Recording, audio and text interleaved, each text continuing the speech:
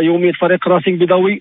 الاخبار ديالو ما كاينش شي حاجه جديده اخويا ايوب. الفريق تيواصل الاستعداد ديالو للموسم الرياضي الجديد بملعب الابجيكو. مره تدريب تكون في الملعب الرئيسي ومره تكون في الملحق ديال الملعب. المدرب محمد شهيد وكذلك الطاقم التقني ديالو المعد البدني ابراهيم بانوني باقيين تيجربوا بعض اللعابه باش يلتحقوا رسميا بالفريق. الاسماء اللي قريبه ايوب التوقيع رسميا اللي قريبه يعني واحد 90% هو سفيان البهجه واللاعب علي رشدي. باقي كذلك تجارب مستمره مع اللاعبين الجداد باش يختاروا منهم الاحسن ويوقعوا الفريق على هذا الامر. الفريق 3 ماتشات وديين. الاول كان ضد نهضه الزمامره واللي تلعب ملعب محمد بن جلول الملعب ديال الفريق الوداد الرياضي واللي سبب فوز كبير ديال فريق الراك ب4-1. الماتش الثاني كان نفس الفريق نهضه الزمامره واللي سبب التعادل 2-2. الماتش يتلعب بالبيرجيكو. والماتش الثالث كانت تلعب البارح في المدينه الجديده واللي سال فوز كبير ديال الراك ب3-0 على فريق مودي الوجديه باحدى الملاعب الخاصه بمدينه الجديده.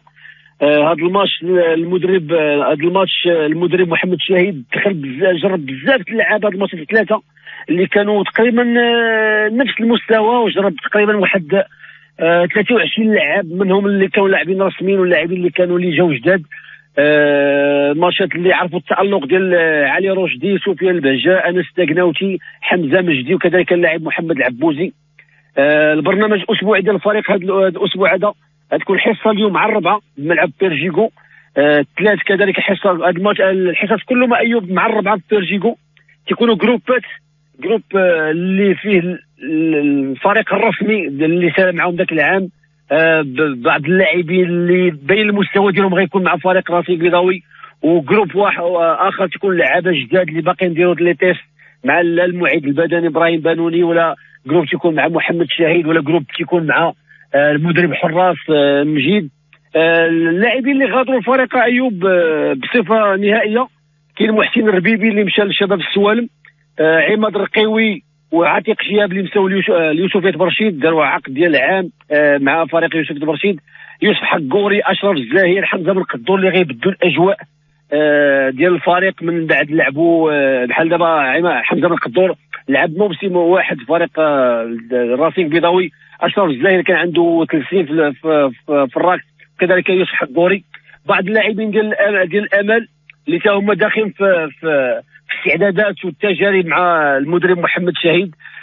هذه خبيره ديال فريق راسينغ بيضاوي اللي باقي تيقلب على التوليفه باش يبدا بها العام كما بدا بها الموسم الماضي اللي كان قاب قوسين اخويا ايوب باش يكون من احد الفائزين بالبطاقه ديال الصعود ولكن خانته السرعه النهائيه.